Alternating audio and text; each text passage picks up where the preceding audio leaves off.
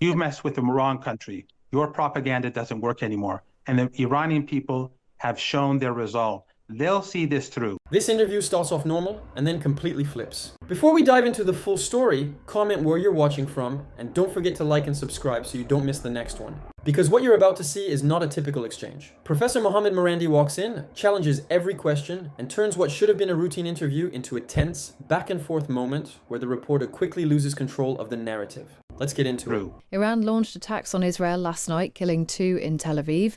Those strikes were revenge for the death of one of Iran's most senior leaders, Ali Larijani. America, meanwhile, says it has bombed missile sites in Iran that threatened the Strait of Hormuz. The internet in Iran has been down for more than 3 weeks, so it's difficult to talk to opponents of the regime inside the country. But we can now speak to someone who is supportive. Professor Mohammed Marandi is a professor of English literature at the University of Tehran, and he joins us now from Iran. Good morning. Good morning. Can you give us the sort of perspective on what it's like there at the moment? It's often difficult for us to speak to people inside Iran. Well, it's difficult for you to speak to people inside Iran because you're helping the United States carpet bomb the country or regime deeply involved in the murder of people. So the internet is down because for international use, you can use Iranian websites and Iranian apps. But because the United States uses it to use cameras, the Israeli regime uses people's cameras to strike targets inside the country, they're forced to do that.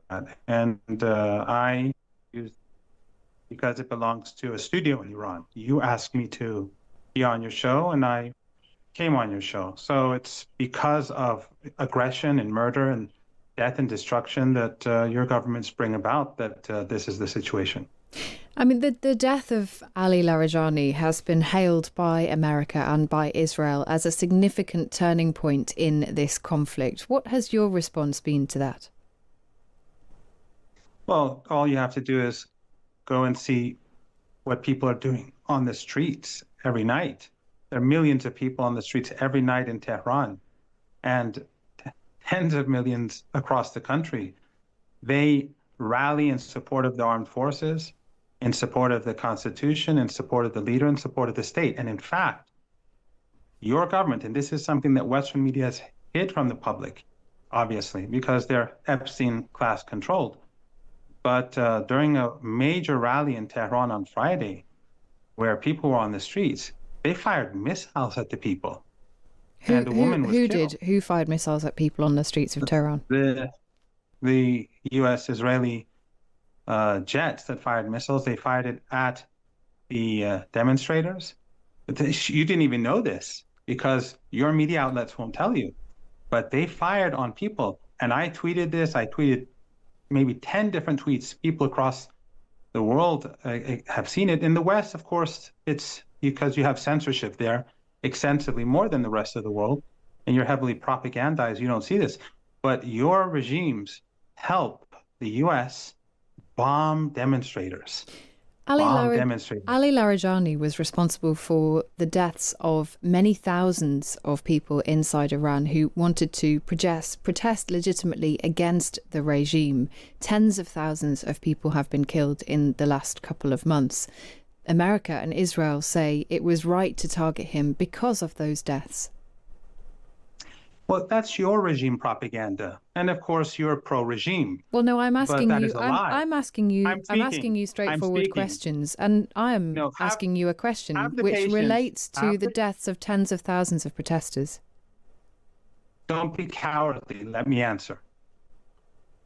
Those 3,117 people who were killed, it's your responsibility and the responsibility of your regimes, because you sent terrorists and gave them weapons to slaughter hundreds of police officers and men and countless people on the streets in order to create armed insurrection. What proof do you have of that? What proof do you have of that? The proof. Mossad, in a Persian statement, said that they have people on the ground. Pompeo, in a tweet, said that Mossad is on the ground. Pompeo, in an interview on, I think, channel 13 or 15 in Israel, said the CIA is on the ground. More importantly, channel 14 in Israel, which is close to Netanyahu, said that foreign intelligence agencies brought in the weapons to kill the hundreds of police officers. Whether or not there But are, you, whether but or not excuse me, there are, but your excuse me, government and excuse your me, media will not say this to the people. whether or The not, footage is there. whether or not there are agents on the ground, you have no proof of anybody being armed. And further, there is significant proof that the Iranian regime was responsible for the deaths not of 3,000 people, but of tens of thousands of young people who were, in many cases, shot in the back, shot at close range. Some people were even killed inside hospitals where they had been seeking treatment. What do you say to that? Well, you're lying, of course, and you're producing propaganda. And I think increasingly Western media is just propaganda. Tens of thousands of people. That's exactly what you and your regime have helped Israelis do in Gaza. And your drones were gathering intelligence during the whole period of the Gaza genocide. You're responsible for a Holocaust. You're partners in this Holocaust. So you need to deflect attention. You need to project on the Iranians what you actually do. But why is it if the Iranian regime, as you love to call it, and it makes you feel better, why is it that the Iranian regime has so many millions of people supporting it on the streets every day? Are there any across the people? country, Are there any people who under your oppose? missile strike? Are there any people who Under your oppose the missile regime? strikes. Are there any people who oppose the regime inside Iran? Of course there are, but overwhelmingly people support it. And that's why you've lost this war. And that's why ultimately you're going to face the consequences, because the Strait of Hormuz is shut, and it's because of your policies and the policies of your overlords in Washington that the global economy is going to go downhill. And Iran is going to continue to hammer US assets in the Persian Gulf because of this unprovoked aggression. You carry out war after war. You destroyed Iraq. You destroyed Afghanistan. You destroyed Libya. You're strangling Cuba. You've destroyed Yemen. Iran is a bridge too far. You're messing with the wrong people. You will see in the weeks ahead whether you succeed or not. How much longer can Iran sustain the closure of the Strait of Hormuz? Indefinitely. Because it harms your economy too, doesn't it? For us, it is a fight for survival. For you, it is a fight to sustain the Epstein class and ethno-supremacism in Palestine. Why do you keep bringing up? Why do you bring up Jeffrey Epstein in this context? What's the logical leap there?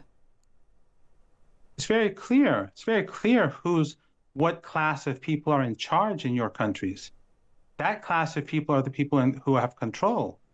They're the ones who own the media. They're the ones who control the government. They are the ones who start unprovoked wars time after time. This is not the first war that you've imposed upon this region, or Iran for that matter. And we just saw yesterday a key American anti-terrorist official resigned, saying the truth that we all knew, but you tried to hide. And that is Iran was no threat to the United States, and that this war was carried out because of the Israeli regime and its powerful lobby. So what I'm saying is basically what he is saying. That powerful lobby is the Epstein class. Do you ever worry that people might struggle to take you seriously with phrases, language, conspiracy theories like that? Well, that intelligence officer basically said what I am saying. And I think that people don't really take you seriously. And as time goes on and you continue to help B-52 bombers carpet bomb Tehran and people in this neighborhood, and they're seriously dead. Take that seriously. They die. You don't care, but we do. What's the way out as here? You do that, what's the way out here, Professor? How does this end? What's the way out? A strategic defeat to the United States under Trump. And what does that look like? You'll see in the weeks ahead. Is there a deal possible? Is there a chance of talks between the two sides at this point? No, not at all. We will fight, and we'll hold the U.S. by the throat through the Strait of Hormuz, and we'll continue to hammer them. And if they try to do anything on the ground, then they'll really see what we can do.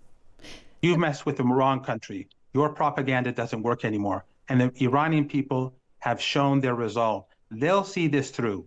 What you've done to the Palestinian people, to the Iraqi people, to the Can I ask Cuban you people, finally, to the because Venezuelan we are people, running you out of can't time. do, We are you running out cannot of do to time. the Iranian people. Can I You ask you cannot do about it to the Iranian people. the new Ayatollah? There are reports here that he is dead, that he was killed in an attack that killed his father. Have you any proof that he is alive and well? You can make all the claims that you want. After all, that's what Western media does. No, it It's was a simple basically question. I'm just psychological warfare. asking whether there's any proof. Not everything's a trick. I'm asking whether there's any proof that he is still alive. There are some reports he's dead. Yes, of There are course. some reports that Of he's in course. Russia seeking treatment. Is he in the country and is he alive and well?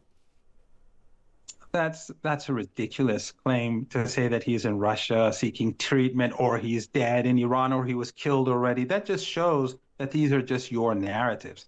He's leading the country, and the U.S. empire is collapsing, and the world has turned against you, and your regime is part of the carpet bombing. You helped the carpet bombing in Tehran Okay. and across the country, and the world will not forget what you did.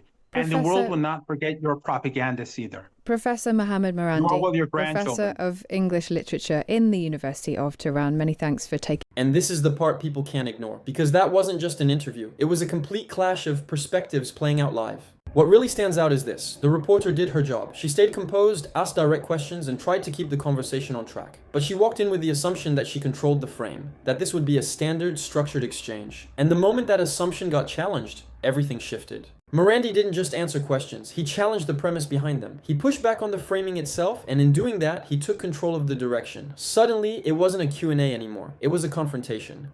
Unpredictable, tense, and very difficult to steer back. Now, whether you agree with him or not isn't even the main point here. What he did was strategic. He wasn't trying to have a balanced discussion, he was making statements designed to stick, to travel, and to spark reaction. Because in today's media landscape, being memorable often matters more than being measured. You could see it in real time. When certain claims came up, instead of slowing down, he pivoted fast, bringing in recent events, anchoring his points to something current. And in a live setting, that's powerful. There's no pause button, no instant fact check. It forces the conversation to move on his terms, at least in that moment. Then when the discussion shifted to bigger stakes, like the Strait of Hormuz, it stopped being abstract. It became about consequences, about pressure, about how each side frames the situation, strategy versus survival. And that kind of framing hits differently, especially for audiences already familiar with years of conflict in the region. And when he was asked how this ends, no hesitation, no soft language, just a clear, firm position. That level of certainty, whether it reflects reality or not, sends a message. It signals resolve, and it shapes how viewers interpret what could come next. But zoom out for a second, because this is bigger than just one interview. What you're seeing here is a shift in how these conversations work. The old format where the journalist leads and the guest follows is being challenged more and more. And when someone steps outside that structure, it changes everything. That's how moments like this go viral. Not because everyone agrees, but because people can't stop reacting to it. So now it comes down to you. What did you make of that exchange?